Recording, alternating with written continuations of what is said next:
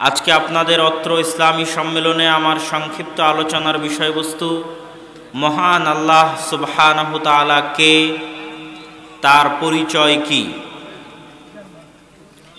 আল্লাহ সুবহানাহু তাআলা কে এবং তার পরিচয় কি, এই বিষয়ের উপর সংক্ষিপ্ত গুরুত্বপূর্ণ আলোচনা পেশ করার চেষ্টা করব ইনশাআল্লাহুল আজিজ। আল্লাহ সুবহানাহু তাআলা অদৃশ্য সত্তা, যাকে দুনিয়ার চর্মচক্ষু দিয়ে আমরা দেখতে পারি না বা দেখা সম্ভব নয়। বানু ইসরাইল ইহুদিরা মুসা আলাইহিস সালাতু ওয়াস সালামের নিকটে দাবি করেছিল আল্লাহ সুবহানাহু তাআলাকে দুনিয়ার চক্ষু দিয়ে দেখার। তাদের সেই দাবি পূরণ হয়নি, কেননা মানুষের সেই ধারণ ক্ষমতা, সেই যোগ্যতা নেই। যেহেতু আল্লাহ সুবহানাহু তাআলাকে চোখে দেখা যায় না, সেহেতু আল্লাহ সুবহানাহু তাআলা কে, তিনি কেমন, তার পরিচয় কি, এটা জানা এবং বুঝার জন্য আল্লাহ সুবহানাহু তাআলার নাম ও গুণাবলীর বাইরে আমাদের কোনো রাস্তা নেই। যে মানুষকে আপনি দেখেননি, সেই মানুষ সম্পর্কে জানতে চাইলে তার নাম আপনাকে জানতে হবে, সে কেমন, তার গুণাবলী কি, সেটা আপনাকে জানতে হবে। একই ঘটনা আল্লাহ সুবহানাহু তাআলার ক্ষেত্রে। তো আল্লাহ সুবহানাহু তাআলার নাম এবং গুণাবলীর মাধ্যমে আমরা আল্লাহকে জানতে পারবো তিনি কে। আজকে আপনাদের এই ইসলামী সম্মেলনে আল্লাহ সুবহানাহু তাআলার কয়েকটা গুরুত্বপূর্ণ গুণের ব্যাখ্যা করার মাধ্যমে আমরা সামান্য চেষ্টা করব আল্লাহ সুবহানাহু তাআলাকে জানা এবং বুঝার। তার মধ্যে একটি গুণ হচ্ছে আস-সামাদ, তার মধ্যে একটি গুণ হচ্ছে আল ওয়াকিল, তার মধ্যে একটি গুণ হচ্ছে আল লাতিফ, তার মধ্যে একটি গুণ হচ্ছে আশ-শাকুর, তার মধ্যে একটি গুণ হচ্ছে আল হাফিজ। এই মোট 5টি আল্লাহ সুবহানাহু তাআলার গুণের উপর আমরা আজকের এই বক্তব্যে সংক্ষিপ্তভাবে আলোচনা করব, যার মাধ্যমে প্রত্যেকটা মানুষ, প্রত্যেকটা নারী পুরুষ সামান্যতম হলেও, সরিষা পরিমাণ হলেও তার সৃষ্টিকর্তা কে এবং কেমন, তার সম্পর্কে জ্ঞান অর্জন করার, অনুভব করার, ফিল করার, আন্ডারস্ট্যান্ড করার সুযোগ পাবে, তৌফিক পাবে ইনশাআল্লাহ। আল্লাহ সুবহানাহু তাআলার সত্তা সম্পর্কে জানার আগে আমাদেরকে মৌলিক দুই একটা কথা জানতে হবে। সেটা হচ্ছে আল্লাহ সুবহানাহু তাআলার তাওহীদ, একত্ববাদ, যেটা ইসলামের মূল ভিত্তি। একত্ববাদ হচ্ছে ইসলামের মূল ভিত্তি, যেটাকে আরবিতে বলা হয় তাওহীদ। এই একত্ববাদ আল্লাহ সুবহানাহু তাআলার নামে, এই একত্ববাদ আল্লাহ সুবহানাহু তাআলার রব হিসেবে, এই একত্ববাদ আল্লাহ সুবহানাহু তাআলার ইলাহ হিসেবে, এই একত্ববাদ আল্লাহ সুবহানাহু তাআলার গুণেও। আল্লাহ সুবহানাহু তাআলা নাম হিসেবে একক, তথা তার মতো এই নাম আর কারো নাই। বহু দৃষ্টিকোণ এবং বহুভাবে গবেষণা করে দেখা গেছে যে আল্লাহ এই নামটা আরবি ভাষায় সবচেয়ে ব্যতিক্রম নাম। যেই নামের মতো নাম আরবি ভাষায় আর নেই। আল্লাহ সুবহানাহু তাআলার গুণে তিনি একক, তথা যেই গুণ তার আছে ওই গুণ পৃথিবীর আর কারো ধারণ করা সম্ভব নয়। যেমন আল্লাহ সুবহানাহু তাআলার গুণ হচ্ছে আল হাই, চিরঞ্জীব, তথা পৃথিবীতে আর কারো এই গুণ অর্জন করা সম্ভব নয় যে সে চিরঞ্জীব হবে, কোনোদিন মারা যাবে না।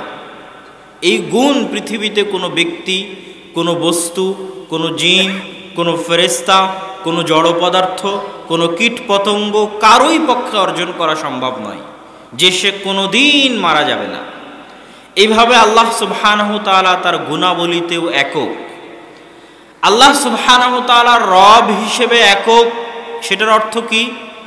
আমার এবং আপনার লালন পালন কর্তা, জীবন মৃত্যুর মালিক, রুজি রুটির মালিক, তিনিই ব্যবস্থা করেন, তিনিই লালন পালন করেন। এই জন্য তিনি রব্বুল আলামিন, রব্বুল মুসলিমিনও নন, রব্বুল মুমিনিনও নন। মুমিনদের রব, মুসলমানদের রব এরকম নন, কাফেরদেরও রব। কেননা যে কাফের, যে মুশরিক, যে আল্লাহকে গালি দেয়, তাকেও খাওয়ান আল্লাহ, তারও জীবন মৃত্যুর মালিক আল্লাহ সুবহানাহু তাআলা, তারও রব, তারও লালন পালন কর্তা হচ্ছে আল্লাহ সুবহানাহু তাআলা। এই জন্য সারা পৃথিবীর অধিকাংশ ধর্মের মানুষ, 90% অধিক মানুষ আল্লাহকে রব হিসেবে স্বীকার করে। আবু জাহাল, আবুল আহাব আল্লাহকে রব হিসেবে স্বীকার করত। মক্কার কাফের মুশরিকরা আল্লাহ সুবহানাহু তাআলাকে রব হিসেবে স্বীকার করত। সকল নবী রাসূলের যুগে যেই সমস্ত কাফের মুশরিকরা বসবাস করত, তারাও আল্লাহকে রব হিসেবে স্বীকার করত, কিন্তু আল্লাহকে ইলাহ হিসেবে স্বীকার করত না। তাহলে মূল দ্বন্দ্ব হচ্ছে আল্লাহকে ইলাহ হিসেবে স্বীকার করা। এই জন্য কালেমা কখনো এটা বানানো হয়নি যে লা রব্বা ইল্লাল্লাহ, আল্লাহ ব্যতীত কোনো রব নেই, বরং কালেমা এটা বানানো হয়েছে যে লা ইলাহা ইল্লাল্লাহ, আল্লাহ ব্যতীত কোনো ইলাহ নেই। ইলাহ মানে কি? ইলাহ মানে হচ্ছে যে তোমাকে সৃষ্টি করেছে তুমি তারই ইবাদত করবা, যে তোমাকে খাওয়ায় পরায় তুমি তার কাছেই সাহায্য চাইবা, যে তোমার সকল কিছুর মালিক, তোমার পক্ষ থেকে সম্মান, মর্যাদা এবং ইবাদত পাওয়ার যোগ্য একমাত্র তিনি। সিম্পল এবং সাধারণ এবং সহজ কথা। কিন্তু মানুষ কি করলো? মানুষে করলো যে আল্লাহ সুবহানাহু ওয়া তাআলা রব, ঠিক আছে, কিন্তু আল্লাহকে সরাসরি আমরা সন্তুষ্ট করতে পারবো না। আল্লাহর কিছু ওলিয়া উলিয়া আছে, কিছু দেব দেবী আছে, তাদের পূজা করার মাধ্যমে আল্লাহকে সন্তুষ্ট করতে হবে। ওলিয়া আউলিয়ার কবরে যাওয়ার মাধ্যমে আল্লাহকে সন্তুষ্ট করতে হবে। তাবিজ কবজের মাধ্যমে সাহায্য নিতে হবে। মাদুলি ইত্যাদি শিরকি কার্যক্রম, জাদুকর, তারপরে গণক, তাদের মাধ্যমে সাহায্য নিতে হবে। এই ধ্যান ধারণা যখন মানুষের মনে পোষণ করলো, তখন মানুষের উলুহিয়তের দাবি এবং দাওয়া কেটে গেল।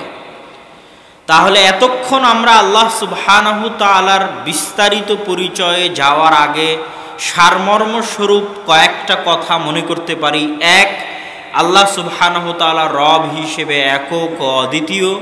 আল্লাহ সুবহানাহু তাআলা ইলাহ তথা ইবাদত পাওয়ার যোগ্য হিসেবে একক ও অদ্বিতীয়। আল্লাহ সুবহানাহু তাআলা তার নামে এবং গুণে একক ও অদ্বিতীয়। এবার আল্লাহ সুবহানাহু তাআলার যেই নাম দিয়ে আমরা আজকে আমাদের আলোচনা শুরু করব, সেই নাম হচ্ছে আস-সামাদ। আস-সামাদ এই নামটা আল্লাহ সুবহানাহু তাআলা পবিত্র কোরআনে আর কোথাও ব্যবহার করেননি, শুধুমাত্র একটি জায়গাতেই ব্যবহার করেছেন। অথচ তিনি তার নাম গফুর, তার নাম রহমান, তার নাম রহিম। আল্লাহ সুবহানাহু তাআলা তার নাম আজিজ, হাকিম। আল্লাহ সুবহানাহু তাআলা তার নাম আলিম, সামি'। এগুলো পবিত্র কোরআনের বহু অগণিত অসংখ্য জায়গায় ব্যবহার করেছেন। কিন্তু আস-সামাদ এই নামটা আল্লাহ সুবহানাহু তাআলা শুধুমাত্র একটি জায়গাতেই পবিত্র কোরআনে ব্যবহার করেছেন, আর দ্বিতীয় কোথাও ব্যবহার করেননি। তার কারণ হচ্ছে এই নামের ভারাত্ম, এই নামের ওজন, এই নামের ভয়ঙ্করতা, এই নামের ভয়াবহতা, এই নামের দাপট, এই নামের প্রতাপ, এই নামের প্রভাব এত বেশি যে আল্লাহ সুবহানাহু তাআলা এই নামকে শুধু এক জায়গাতেই উল্লেখ করেছেন, সেটা হচ্ছে সূরা ইখলাস। দ্বিতীয়ত, এই নামে আল্লাহ সুবহানাহু তাআলা যেই বর্ণগুলো ব্যবহার করেছেন, সাদ, মিম, দাল, এগুলো হচ্ছে আরবিতে সবচেয়ে শক্তিশালী, ওজনওয়ালা, উচ্চারণ করতে হয় এই রকম বর্ণমালা দিয়ে আল্লাহ সুবহানাহু তাআলা তার এই নামটা সাজিয়েছেন। এই নামটার উচ্চারণও অনেক ভয়াবহ। সামাদ অনেক ভয়াবহ উচ্চারণ, সহজ উচ্চারণ নয়। মানুষের হৃদয়কে কাঁপিয়ে দিতে পারে যদি সত্যিকারভাবে এই নামকে উচ্চারণ করা যায়। শুধু উচ্চারণ মানুষের হৃদয় কাঁপিয়ে দিবে। আল্লাহ সুবহানাহু তাআলা তার এই নাম যেই সূরায় ব্যবহার করেছেন এবং যেখানে ব্যবহার করেছেন, সেটার পরিপ্রেক্ষিতে রাসূলুল্লাহ সাল্লাল্লাহু আলাইহি ওয়াসাল্লাম হাদিসে বলেছেন, আল ইসমুল আযম, আল্লাহ সুবহানাহু ওয়া তাআলার সবচেয়ে মহান নাম ইসমে আজম। আপনাদের বহুর জানা আছে এই বাক্যটা যে ইসমে আজম দিয়ে দোয়া করলে সেই দোয়া ফেরত দেওয়া হয় না। সেই দোয়া সাথে সাথে কবুল করা হয়। ইসমে আজম শব্দের অর্থ হচ্ছে আল ইসমুল আযম। এই শব্দের অর্থ হচ্ছে মহান নাম, মহৎ নাম, বিশাল নাম। সেই ইসমে আজমটা হচ্ছে আল্লাহ সুবহানাহু ওয়া তাআলার এই নাম আস-সামাদ, তথা এই নামের ওসিলা দিয়ে যেখানে দোয়া চাওয়া হয়েছে, যেটা রাসূলুল্লাহ সাল্লাল্লাহু আলাইহি ওয়াসাল্লাম শিখিয়ে দিয়েছেন, আল্লাহুম্মা ইন্নী আসআলুকা বিআন্নী আশহাদু আন্নাকা আনতাল্লাহ লা ইলাহা ইল্লা আনতাল আহাদুস সামাদ লাম ইয়ালিদ ওয়া লাম ইউলাদ। এই যে এই দোয়ার মধ্যে ব্যবহার হলো আস-সামাদ, এটাই হচ্ছে ইসমে আজমের দোয়া। তো এতক্ষণ আমরা জানলাম যে আল্লাহ সুবহানাহু ওয়া তাআলার এই সামাদ নামটা উচ্চারণে ব্যতিক্রম, পবিত্র কোরআনে ব্যতিক্রম, এবং এই নামের ফজিলত ব্যতিক্রম। এবার আসেন আমরা দেখি এই নামের অর্থ কি, কেন এই নাম এত ব্যতিক্রম, এত প্রতাপ, এত প্রভাব। সামাদ শব্দের দুটো অর্থ। এক, আল্লাহ সুবহানাহু ওয়া তাআলা অমুখাপেক্ষী। দুই, আল্লাহ সুবহানাহু ওয়া তাআলা ব্যতীত পৃথিবীতে আর যা কিছু আছে সকল কিছু আল্লাহর মুখাপেক্ষী, স্বেচ্ছায় অনিচ্ছায়, অনুগত অবস্থায় বাধ্যগত অবস্থায়, চাইতে না চাইতে, ভালো লাগলেও না ভালো লাগলেও, মন চাইলেও না মন চাইলেও, স্বেচ্ছায় অনিচ্ছায় আল্লাহ সুবহানাহু ওয়া তাআলা ব্যতীত পৃথিবীতে যা কিছু আছে, মানুষ, জিন, পশু পাখি, কীট পতঙ্গ, পঙ্গপাল, যা কিছু আছে সবাই মুখাপেক্ষী আল্লাহ সুবহানাহু ওয়া তাআলার স্বেচ্ছায় অনিচ্ছায়, চাইলেও না চাইলেও, বুঝলেও না বুঝলেও, মানলেও না মানলেও, বিশ্বাস করলেও বিশ্বাস না করলেও তারা আল্লাহ সুবহানাহু ওয়া তাআলার মুখাপেক্ষী। আর আল্লাহ সুবহানাহু ওয়া তাআলা হচ্ছেন অমুখাপেক্ষী। তথা আল্লাহ সুবহানাহু ওয়া তাআলা মানুষকে 24 ঘন্টা দেখিয়েছেন যে মানুষ কতটা দুর্বল। মানুষ, আমি এবং আপনি 3 বেলা না খেলে বাঁচতে পারবো না, না ঘুমালে বাঁচতে পারবো না, পেশাব পায়খানা না করলে বাঁচতে পারবো না। তথা আমরা পেশাব পায়খানার মুখাপেক্ষী, খাবারের মুখাপেক্ষী, ঘুমের মুখাপেক্ষী। এরকম প্রত্যেকটা ধাপে ধাপে আমরা কোনো না কোনো কিছুর মুখাপেক্ষী। আর আল্লাহ নিজের ক্ষেত্রে কি বলেছেন? আল্লাহু লা ইলাহা ইল্লা হুয়াল হাইয়ুল কাইয়্যুম লা তাখুযুহু সিনাতুন ওয়ালা নাওম। আল্লাহ সুবহানাহু ওয়া তাআলাকে তন্দ্রা এবং নিদ্রা স্পর্শ করে না। আল্লাহ সুবহানাহু ওয়া তাআলাকে ক্লান্তি স্পর্শ করে না। আল্লাহ সুবহানাহু ওয়া তাআলা লা ইয়াতআম বাল ইউতইম, নিজে খান না বরং মানুষকে খাওয়ান। তথা আল্লাহর খাওয়ার প্রয়োজন হয় না, মানুষের খাওয়ার প্রয়োজন হয়, সেটার ব্যবস্থা আল্লাহ করে দেন। লাম ইয়ালিদ ওয়া লাম ইউলাদ, মানুষের জন্ম নিতে বাপের প্রয়োজন হয়, মানুষের দুনিয়াতে আসার পর সন্তানের প্রয়োজন হয়। আল্লাহ সুবহানাহু ওয়া তাআলা লাম ইয়ালিদ ওয়া লাম ইউলাদ, তার কোনো পিতাও নাই, তার কোনো সন্তানও নাই। তথা এমন কিছু নাই যেটার প্রতি আপনি আল্লাহ সুবহানাহু ওয়া তাআলাকে মুখাপেক্ষী করতে পারবেন যে আল্লাহ সুবহানাহু ওয়া তাআলার এই জিনিসটার দরকার আছে, এই জিনিসটার প্রয়োজন আছে, আল্লাহ সুবহানাহু ওয়া তাআলার এই জিনিসটা লাগবে। আপনার মনে প্রশ্ন জাগতে পারে যে আমার আপনার সালাত সিয়াম এটা তো আল্লাহ চেয়েছে, তাহলে আল্লাহর তো দরকার যে মানুষ তার ইবাদত করুক, আল্লাহর তো প্রয়োজন যে মানুষ তাকে মেনে চলুক এবং তার বিধানকে লঙ্ঘন না করুক। এটাও আল্লাহ সুবহানাহু ওয়া তাআলা এবং তার রাসূল একটা হাদিসে স্পষ্ট করে দিয়েছেন, যেটা আল্লাহ সুবহানাহু ওয়া তাআলা এই সামাদ নামের অর্থকে পরিপূর্ণ করে। রাসূলুল্লাহ সাল্লাল্লাহু আলাইহি ওয়াসাল্লাম বলেছেন, ইয়া ইবাদি কুল্লুকুম জায়ি ইল্লা মান আতআমতুহু, হে আমার বান্দারা তোমরা সকলেই ক্ষুধার্ত যতক্ষণ না আমি তোমাদেরকে খাওয়াই। ফাস্তাতিমুনি, অতএব তোমরা আমার কাছে খাবার চাও। উতইমুকুম, আমি তোমাদেরকে খাবার দিব। ইয়া ইবাদি কুল্লুকুম আর, হে আমার বান্দারা তোমরা সকলেই উলঙ্গ। ইল্লা মান কাসাউতুহু, যতক্ষণ না আমি তোমাদের কাপড় পরিধান করার ব্যবস্থা আমি করে দিয়েছি। তোমরা কাপড় পরে আছো, এটার ব্যবস্থা আমি করে দিয়েছি। ফাস্তাকসুনি, তোমরা কাপড় পরিধানের বস্ত্র আমার কাছে চাও, আমি তোমাদের সেই ব্যবস্থা করে দেব। ইয়া ইবাদি ইন্নাকুম তুখতিউনা বিল্লাইলি ওয়ান নাহার, হে আমার বান্দারা তোমরা দিনে রাতে গুনাহ করো। ওয়া আনা উগফিরুকুম যুনুবাকুম, আর আমি তোমাদের গুনাহকে ক্ষমা করে দেই। ফাস্তাগফিরুনি, আমার কাছে ক্ষমা চাও, আমি তোমাদেরকে ক্ষমা করে দিব। এবার আসছি আমাদের মূল পয়েন্টে। আল্লাহ সুবহানাহু ওয়া তাআলা আরো কি বলছেন?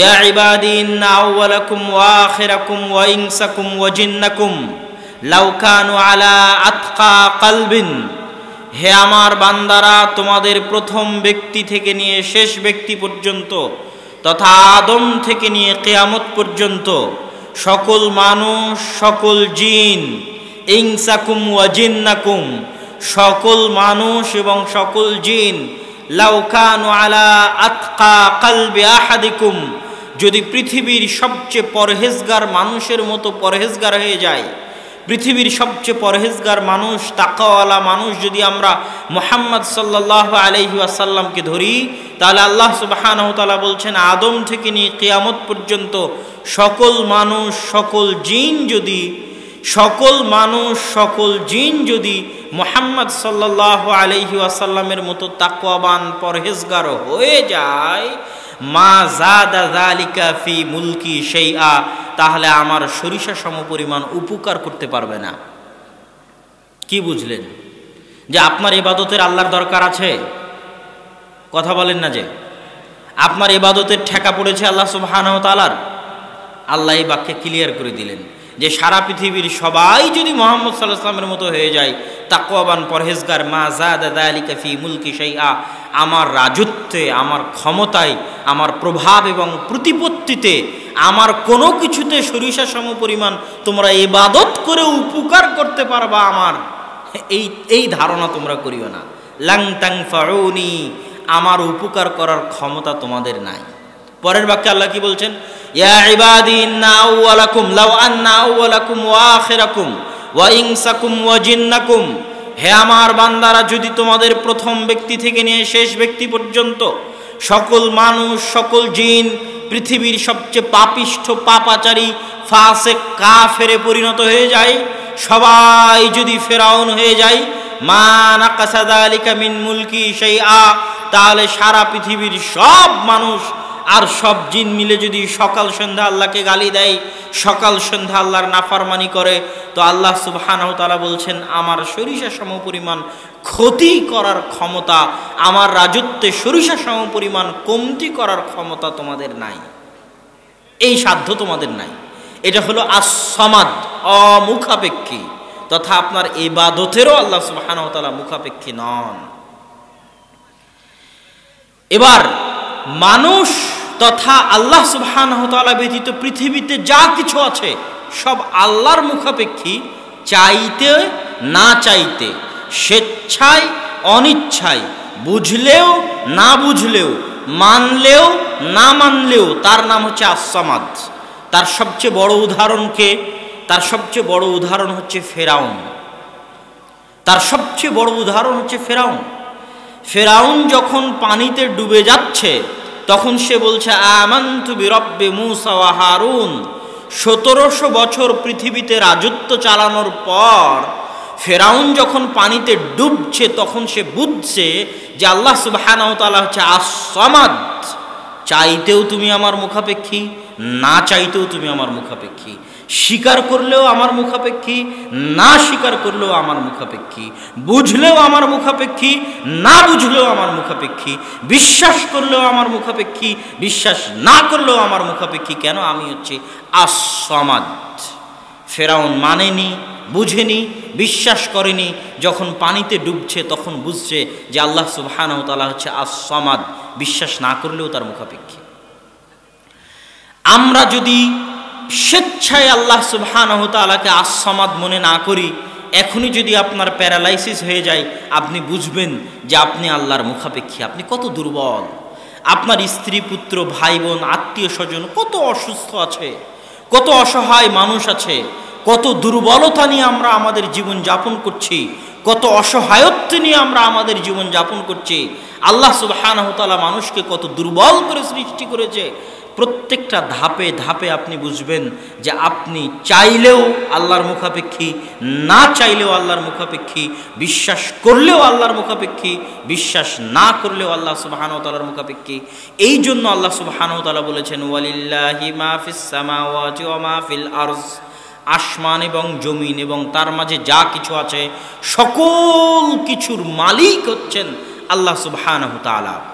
আসমান এবং জমিন এবং তার মাঝে যা কিছু আছে তার মালিক যেমন আল্লাহ, আর এক আয়াতে আল্লাহ কি বলেছেন, ইউসাব্বিহু লিল্লাহি মা ফিস সামাওয়াতি ওয়া মা ফিল আরজ, আসমান এবং জমিন এবং তার মাঝে যা কিছু আছে, জীব জন্তু, জড় পদার্থ, জড় বস্তু, সবাই আল্লাহর তাসবিহ পাঠ করে।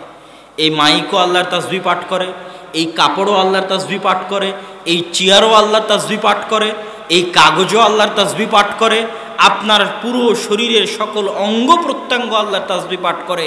শুধু আপনার অন্তর শয়তানের প্ররোচনায় পড়ে আল্লাহ সুবহানাহু ওয়া তাআলাকে স্মরণ করে না, বাকি সব কিছু আল্লাহ সুবহানাহু ওয়া তাআলার তাসবিহ পাঠ করে। কিভাবে বুঝবেন যে এরা সব আল্লাহ সুবহানাহু ওয়া তাআলার তাসবিহ পাঠ করে? আল্লাহ সমাদ, তার মুখাপেক্ষী সবাই, এজন্য সবাই তাসবিহ পাঠ করবে। কিন্তু কিভাবে করে? এই কাঠ যখন গাছ ছিল তখন অবশ্যই ওই গাছে প্রাণ ছিল। ওই গাছে যখন প্রাণ ছিল তার প্রমাণ কি? গাছ বড় হচ্ছে, গাছের পাতা গজাচ্ছে। তো গাছের যদি প্রাণ থাকে তো গাছ কি আল্লাহ সুবহানাহু ওয়া তাআলার তাসবিহ পাঠ করতে পারে না? প্রাণ থাকা অবস্থায় যদি তাসবিহ পাঠ করতে পারে, এখন কেন পারবে না? এখন কেটে তাকে চেয়ার বানানো হয়েছে তাই আর পারবে না? এটার কোনো যৌক্তিকতা আছে? কোনো যৌক্তিকতা নাই। আমরা যখন এই কাপড় ব্যবহার করছি, ব্যবহারের আগে এটা তুলা ছিল, সুতা ছিল, সুতার আগে তুলা ছিল, তুলার আগে কোনো গাছে ফুল আকারে ছিল, ওই গাছে প্রাণ ছিল। তখন যদি সে আল্লাহর তাসবিহ পাঠ করতে পারে, এখন কেন তাসবিহ পাঠ করতে পারবে না? এটার কি কোনো যৌক্তিকতা আছে যে সে এখন তাসবিহ পাঠ করতে পারবে না? বিল্ডিং তৈরি করা হয়েছে, পোড়ানো হয়েছে মাটিকে, মাটির জীবন আছে, প্রমাণ কি? মাটির মধ্যে একটা দানা ফেললে গাছ গজায়। মাটির যদি কোনো শক্তি না থাকে, মাটির যদি কোনো পাওয়ারই না থাকে, কেমনে মাটি থেকে গাছ গজায়? মাটির যদি নিজস্ব কোনো ক্ষমতাই না থাকে, নিজস্ব কোনো পাওয়ারই না থাকে, নিজস্ব কোনো শক্তিই না থাকে, তাহলে মাটি থেকে গাছ কেমনে গজায়? তার মানে অবশ্যই মাটির শক্তি আছে, পাওয়ার আছে, যেটা আল্লাহ সুবহানাহু ওয়া তাআলা সূরা জিলজালের মধ্যে বলেছেন, ইয়াউমাইযিন তুহাদ্দিসু আখবারাহা বিআন্না রাব্বাকা ওয়াহালাহা, কিয়ামতের মাঠে এই মাটি আল্লাহর সাথে কথা বলবে। এই শক্তি মাটির আছে। সারা পৃথিবীতে যে যা করছে সব মাটি ভয়ঙ্কর যন্ত্রের মতো সব ক্যাচ করে রাখতেছে, সেভ করে রাখতেছে। কিয়ামতের মাঠে এই সব সেভ করা ফাইলগুলো মাটি বলতে থাকবে আল্লাহ সুবহানাহু ওয়া তাআলার সামনে, যে মাটির উপর আমরা বসে আছি মাটির শক্তি আছে, অনুভূতি শক্তি আছে, মাটি বুঝতে পারে, অনুভব করতে পারে, এই মাটি কথা বলবে। তাহলে এই মাটিকে আল্লাহর তাসবিহ পাঠ করতে পারে না? পারে। ওই মাটি থাকা অবস্থায় যদি আল্লাহর তাসবিহ পাঠ করতে পারে, তাকে পুড়িয়ে ইট বানিয়ে দেওয়াল করা হয়েছে তাই আল্লাহর তাসবিহ পাঠ করতে পারবে না? অবশ্যই পারবে। এই জন্য আল্লাহ কোরআনে বলেছে, ইউসাব্বিহু লিল্লাহি মা ফিস সামাওয়াতি ওয়া মা ফিল আরজ। আমরা আমাদের চারপাশে যা কিছু দেখছি এরা সব আল্লাহ সুবহানাহু ওয়া তাআলার তাসবিহ পাঠ করে, কেননা সবাই আল্লাহর মুখাপেক্ষী। কেননা আল্লাহ সুবহানাহু ওয়া তাআলা হচ্ছেন আস-সামাদ, আর তিনি অমুখাপেক্ষী, তিনি কারো মুখাপেক্ষী নন। সম্মানিত উপস্থিতি, আল্লাহ সুবহানাহু ওয়া তাআলার দ্বিতীয় যে গুণ নিয়ে আজকে আমরা আপনাদের সামনে আলোচনা করব সেটা হচ্ছে লতিফ। লতিফ আল্লাহ সুবহানাহু ওয়া তাআলার একটি নাম, একটি গুণ, যার শাব্দিক অর্থ হচ্ছে সূক্ষ্মদর্শী। কি সূক্ষ্মদর্শী? কি বুঝবেন আল্লাহ সুবহানাহু ওয়া তাআলা সূক্ষ্মদর্শী? আর মানে কি? এটা আমরা কিভাবে অনুভব করব যে আল্লাহর এই গুণের ব্যাখ্যা কি? আল্লাহ সুবহানাহু ওয়া তাআলার এই নামের, এই গুণের দুটো ব্যাখ্যা, যে আল্লাহ সুবহানাহু ওয়া তাআলা সূক্ষ্মদর্শী দুইভাবে। এক, আপনারা সকলেই এখানে যতজন উপস্থিত আছেন, আপনাদের প্রত্যেকের মনের কথা আরেকজন 100% বুঝতে পারে কি? পারে।